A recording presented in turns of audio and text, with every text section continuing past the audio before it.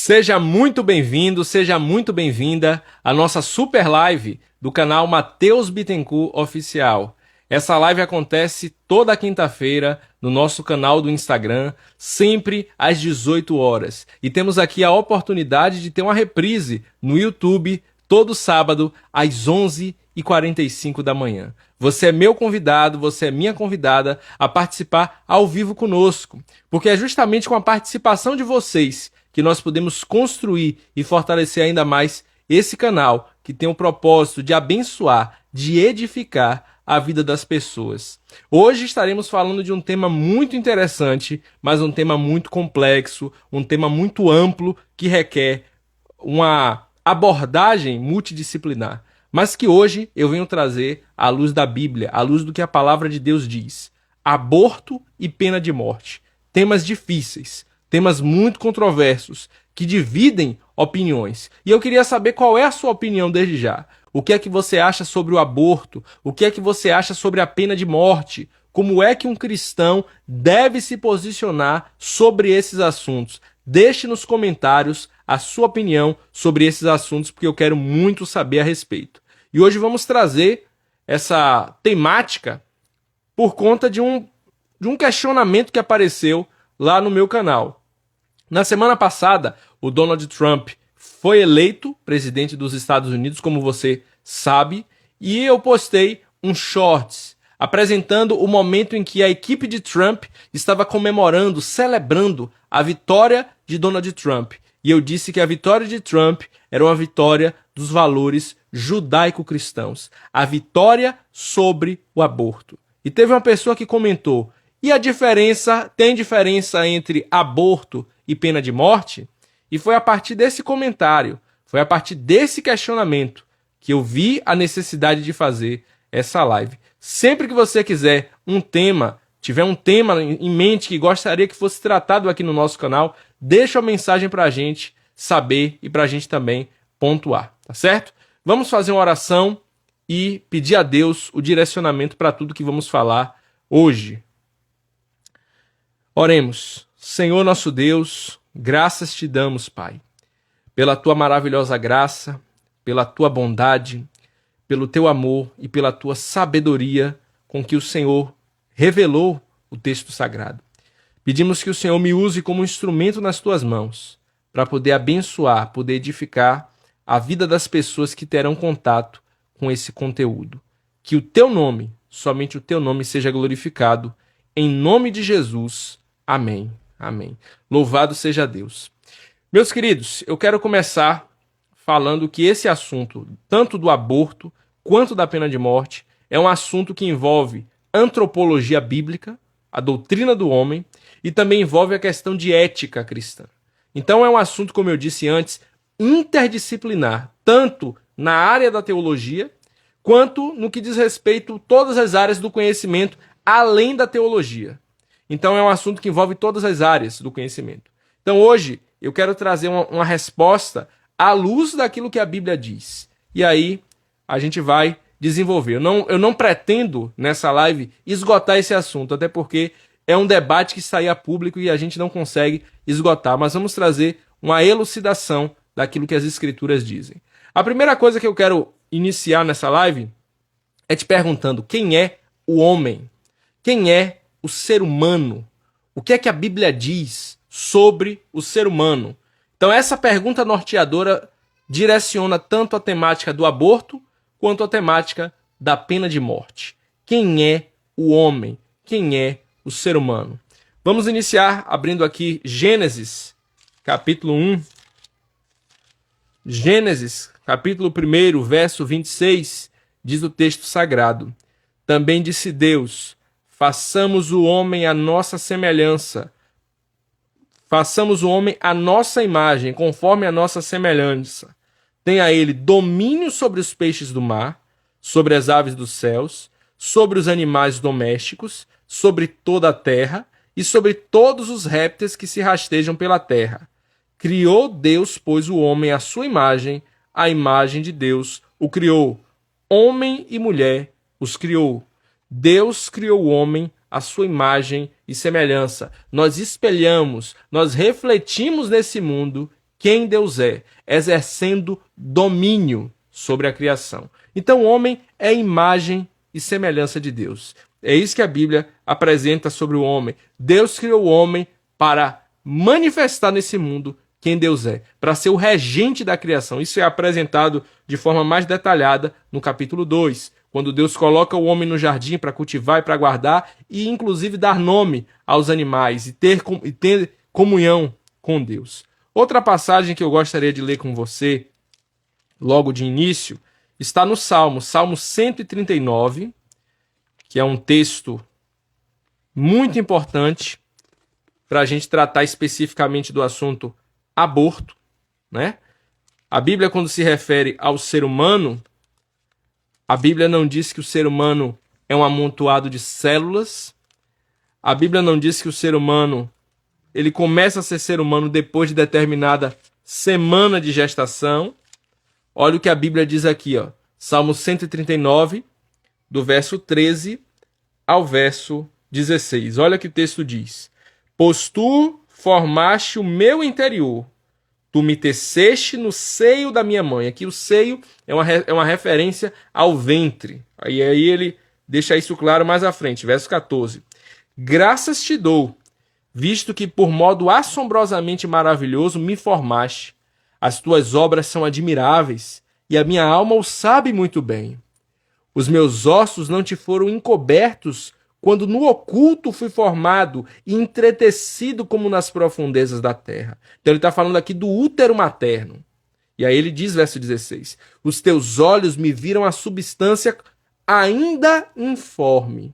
Então ainda não tinha nem forma humana, nem tinha aquelas primeiras semanas de gestação, onde o corpo já está todo formado, desenvolvido. Nós éramos ainda substância informe, né?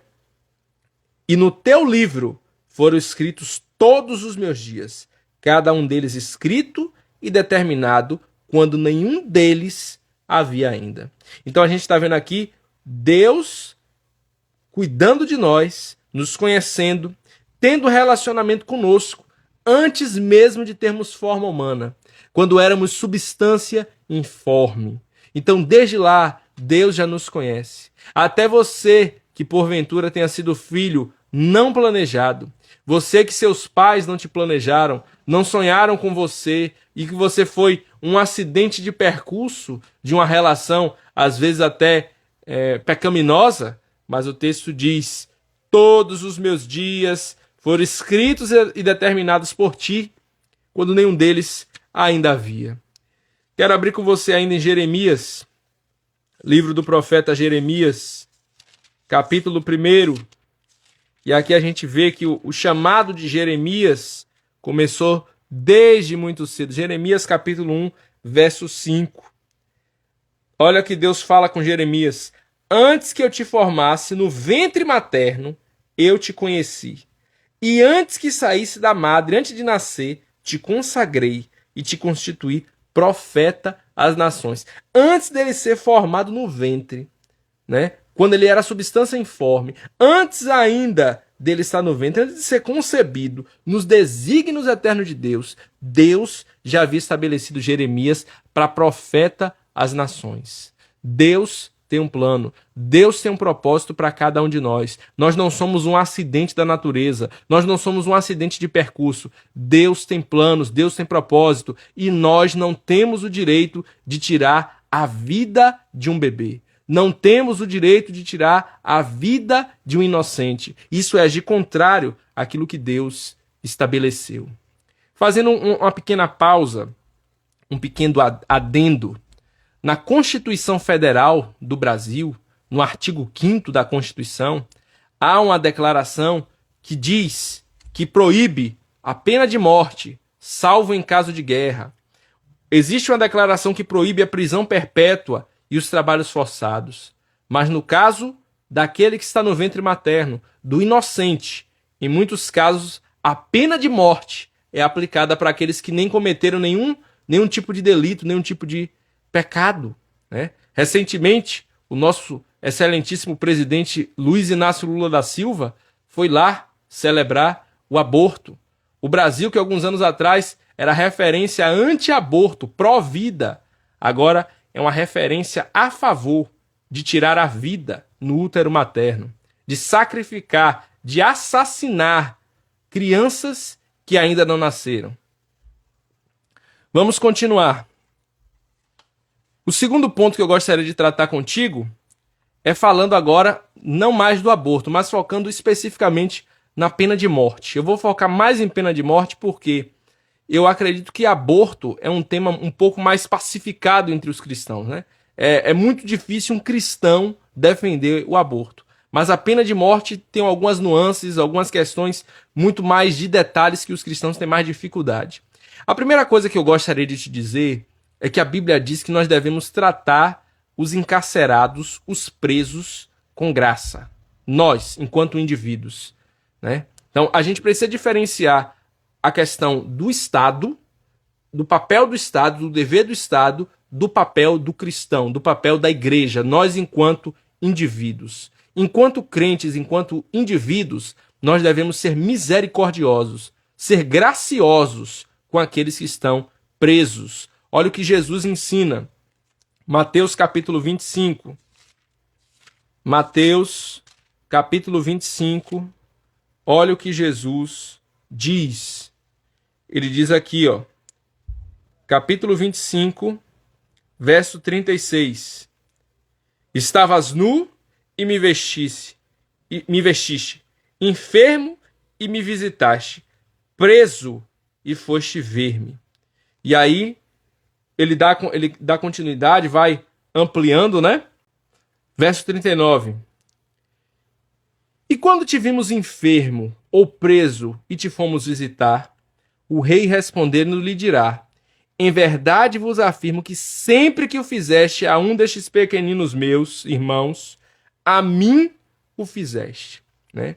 Um ponto que eu gostaria de destacar aqui. Nós devemos ser misericordiosos com os presos? Sim, esse é um ponto que eu estou defendendo aqui. Mas tanto nas palavras de Jesus, quanto em uma outra passagem que a gente vai abrir agora, observe que ele usa essa expressão. Sempre que o fizeste a um destes dos meus pequenos irmãos, a mim o fizeste. Então ele está se referindo não é a qualquer preso. Ele está se referindo àqueles que são presos da família da fé. Aqueles que são presos por amor à causa do evangelho. Nós devemos ser graciosos com essas pessoas. Nós devemos visitar, nós devemos cuidar dessas pessoas como se nós estivéssemos presos com eles. Né? A outra passagem que eu gostaria de ver com você é Hebreus,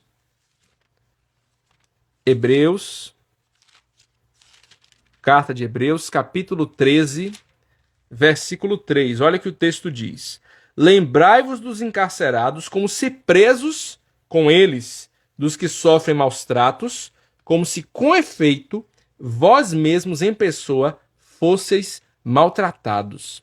Aqui nessa passagem, num primeiro momento, parece que ele está falando de maneira generalizada, né? Não está mencionando ninguém que estava preso, nenhum crente que estava preso. Mas se você for para o versículo 23 do capítulo 13 de Hebreus, olha o que o texto diz. Notifico-vos que o irmão Timóteo foi posto em liberdade. Com ele, caso venha logo, vos verei. Né?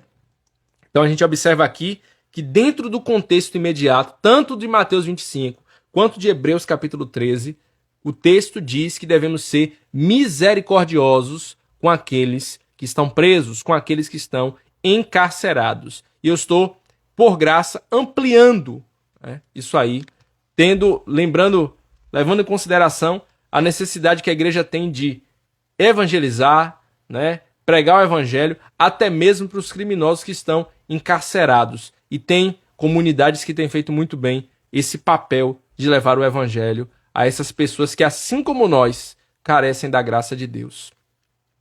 Dando continuidade, agora que a gente já elucidou esse ponto, né? Vamos agora para aquilo que a Bíblia diz sobre aquele que mata o seu ente querido. O seu ente querido não, o seu semelhante. Gênesis, capítulo 9, versículo 6. A Bíblia diz que todo aquele que mata, ele deve pagar com a própria vida. Gênesis, capítulo 9, versículo 6. Se alguém derramar o sangue do homem, pelo homem se derramará o seu. porque Deus fez o homem segundo a sua imagem. Olha o que o texto está dizendo. Se uma pessoa mata o seu semelhante, se uma pessoa mata o seu próximo, como é que ela deve pagar? Ela deve pagar com a própria vida. É vida por vida. Não tem como você resolver isso. Pagar pela morte de uma pessoa com cesta básica.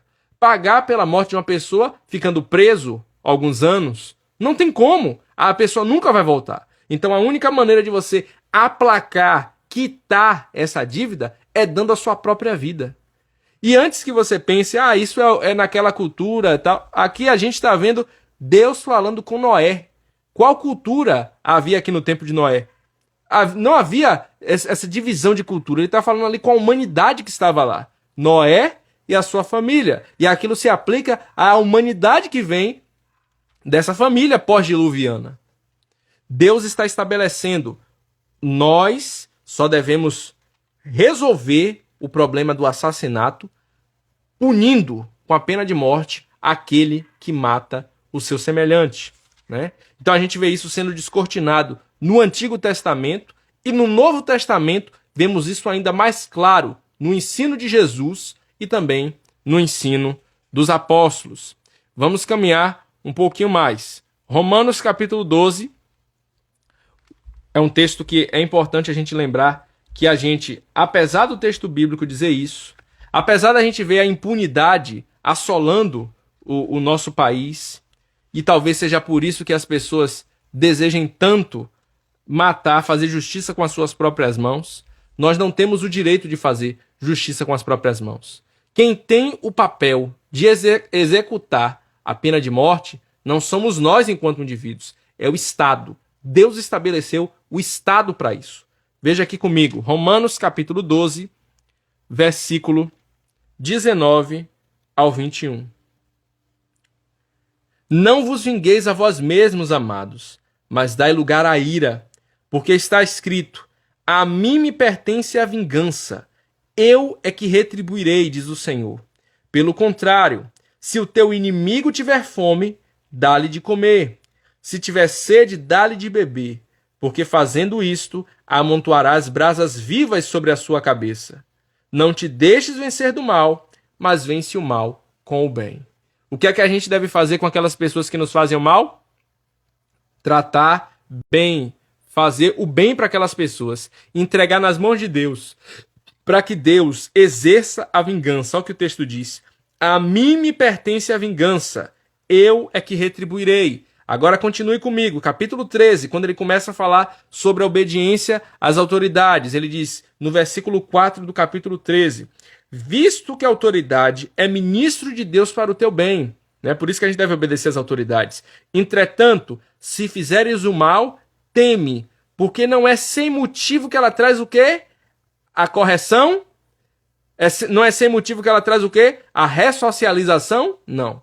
Não é sem motivo que ela traz a espada. A espada aqui é literal, é a pena de morte, é execução. Não é sem motivo que ela traz a espada. Pois é o quê? Pois é ministro de Deus, vingador, para castigar o que pratica o mal. Então olha o que o texto bíblico está dizendo. O papel do Estado diante da criminalidade, diante das coisas erradas que acontecem na sociedade, é louvar o bem. Versículo 3 fala isso, porque os magistrados não são para temor quando se faz o bem, e sim quando se faz o mal. Queres tu não temer a autoridade? Fazes o bem e terás louvor dela. Então, um papel da autoridade, das autoridades estatais, né, o papel dos magistrados, louvar o bem, elogiar quem faz aquilo que é correto. E qual é o outro papel, segundo a palavra de Deus? Punir, vingar, executar aqueles que fazem o mal, né? Então não é papel do Estado, à luz da palavra de Deus, ressocializar. Não é o papel do Estado fazer muitas coisas que o Estado quer fazer e negligenciando aquilo que deveria fazer primariamente, que é o quê? Punir o mal, exercer o juízo, exercer a vingança. Por quê? Porque o Estado é ministro de Deus, é servo de Deus, é vingador, para que o quê? A vingança que Deus estabelece que ele vai fazer, verso 19, A mim me pertence a vingança. Eu é que retribuirei, diz o Senhor. Então, quando o Estado executa um criminoso, alguém que comete um crime hediondo, é Deus, pela instrumentalidade do Estado, que está exercendo a sua vingança, que está exercendo o seu juízo sobre aquele criminoso, né? Então é isso que a Bíblia nos ensina. É isso que a Bíblia estabelece, né? Mas, como eu disse como eu disse agora há pouco, no artigo 5º da Constituição Brasileira, diz que é proibido haver pena de morte, é proibido haver tortura, é proibido haver prisão perpétua, e nós não podemos fazer isso. Nós não podemos tomar a frente diante das impunidades. O que é que Deus vai fazer? Deus irá cobrar isso dos magistrados.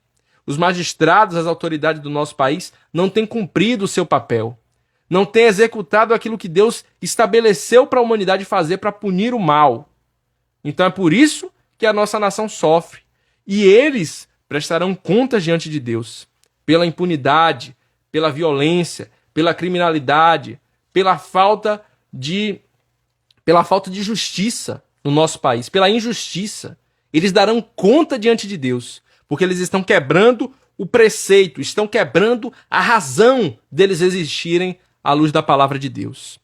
Agora eu quero ver com você, além disso daí, como é que uma pessoa que cometeu um crime hediondo, após a conversão, deve se portar. Vamos usar como exemplo o ladrão da cruz, o ladrão que se arrependeu. Lucas, capítulo 23. Lucas, capítulo 23.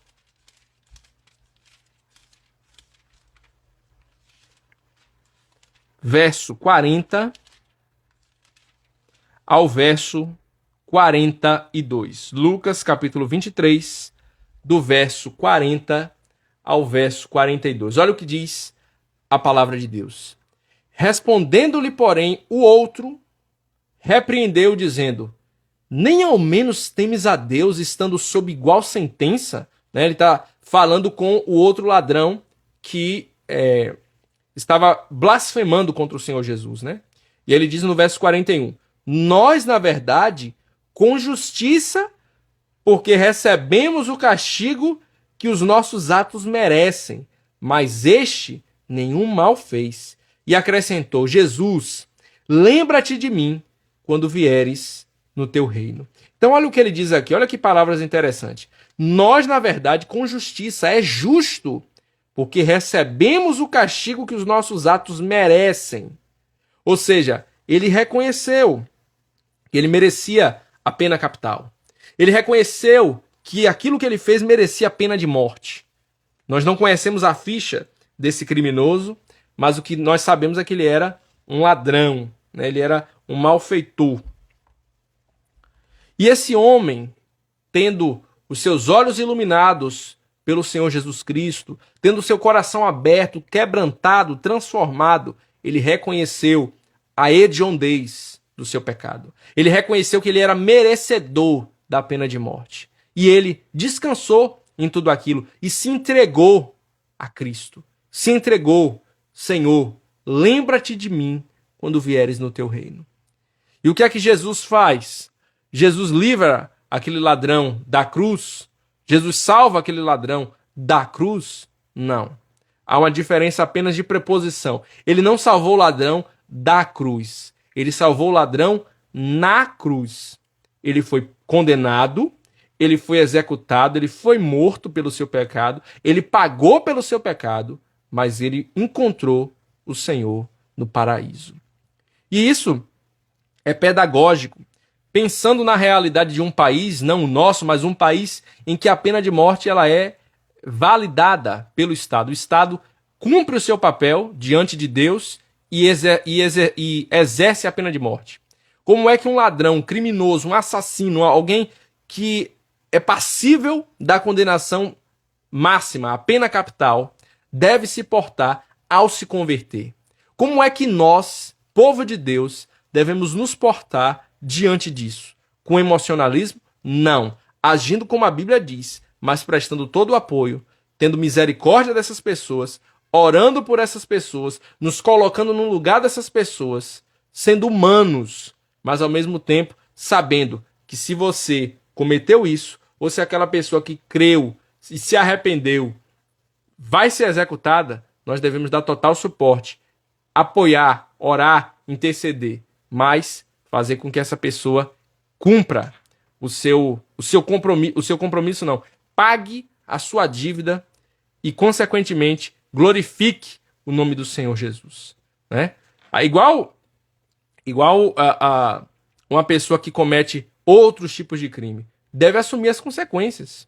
Não é porque você creu no Senhor Jesus Cristo que você tá tudo zerado e que você não tem nenhuma consequência das coisas que você fez. Diante de Deus, você está ok. Deus te recebe, você é perdoado. Mas diante dos homens, diante da humanidade, você tem que prestar contas. Você tem que pagar por aquilo que você fez, né? É o justo. A gente deve pagar por aquilo que a gente fez. O nosso pecado tem consequências e precisamos enfrentar as consequências. É isso que a gente deve levar em consideração. Que a única solução, humanamente falando, para que isso mude na nossa Constituição com relação à pena de morte é uma emenda constitucional. Alguma mudança que está para além das nossas condições, né, de resolver. E quem está no poder não tem nenhum interesse que isso se resolva, que isso aconteça. Então, o que é que a gente deve fazer diante de tudo isso? Qual é a lição que a gente deve extrair diante de tudo isso? Aborto e pena de morte são coisas completamente diferentes. O único ponto em comum é a imagem e semelhança de Deus está sendo morta. Um indivíduo está sendo morto de maneira maldosa. Ele não fez nada. Ele não merece morrer. O outro se degradou tanto, fez tanto mal, que a Bíblia diz, ele deve ser executado. Ele deve morrer. Deus apoia, Deus abençoa as nações que cumprem com seu papel, louvando o bem e punindo o mal. Quando a humanidade desobedece esse preceito divino, quando a humanidade não responde à altura, o que é que acontece? A maldade, a perversidade, a criminalidade aumenta, né? As pessoas não têm temor, as pessoas não temem a autoridade. Olha o reflexo das autoridades do nosso país. As pessoas não têm temor, as pessoas não respeitam a polícia, as pessoas não respeitam as autoridades constituídas, porque sabem que as autoridades legislativas, que a nossa Constituição, ela não permite que a pena capital seja exercida, a prisão perpétua seja exercida, o trabalho forçado seja exercido. Sabe aqueles filmes americanos que você vê aqueles caras usando aqueles roupões laranja com aquelas correntes consertando as estradas? Isso não pode acontecer aqui, porque isso é inconstitucional, trabalho forçado. Isso não pode acontecer. O que pode acontecer é a pessoa ficar lá matutando, fazer o mal lá dentro da prisão, mas trabalhar não pode. Nem voluntariamente pode fazer dessa forma. No máximo trabalhar numa fábrica lá dentro, mas esses trabalhos para abençoar mesmo a sociedade não podem fazer. Eles darão conta.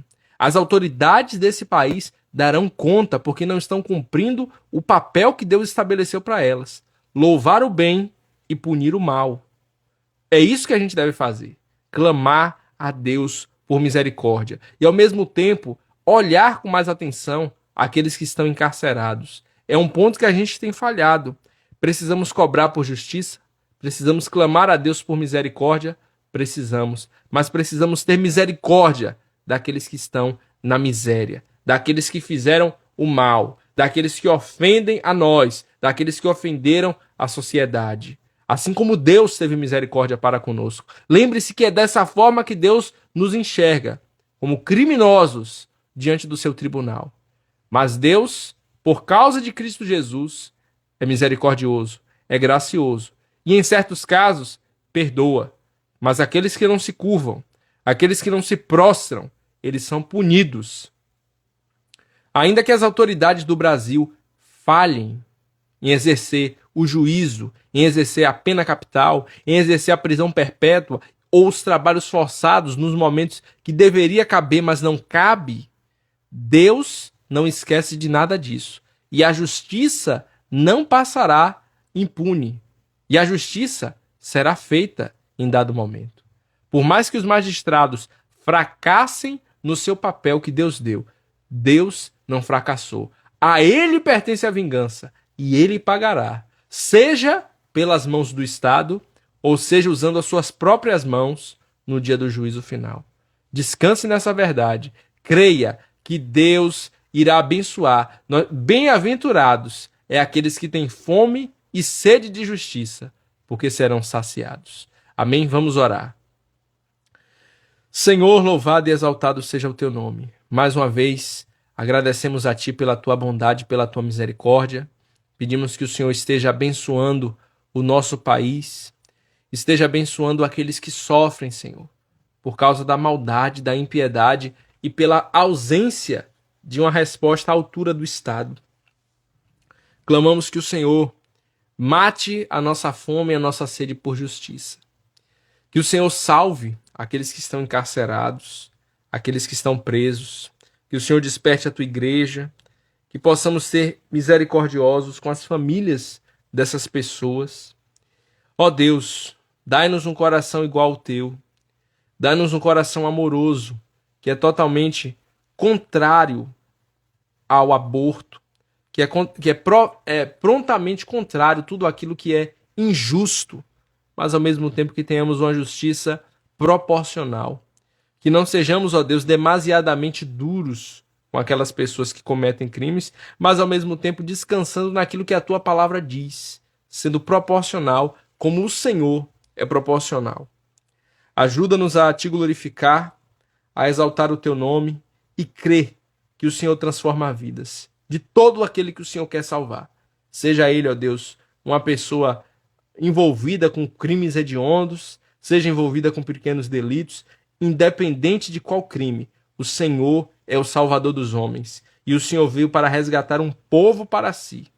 O Senhor fez isso na vida de Saulo de Tarso, aquele que foi perseguidor e até assassino de crentes. E o Senhor pode continuar fazendo isso se o Senhor quiser. Clamamos e te agradecemos por este momento. Em nome de Jesus. Amém. Não deixe de se inscrever no nosso canal, clique no sininho, ative as notificações, deixe o seu curtir, deixe o seu gostei e, se possível, deixe um comentário falando o que você pensa sobre esse assunto de aborto e de pena de morte à luz da palavra de Deus. Se possível, compartilhe esse vídeo com seu amigo, com seu familiar, que você sabe que seria edificado, que será edificado com esse conteúdo. Que o nome do Senhor Jesus possa ser glorificado através da sua vida. Amém? Que Deus te abençoe e até o próximo sábado, às 11h45 da manhã.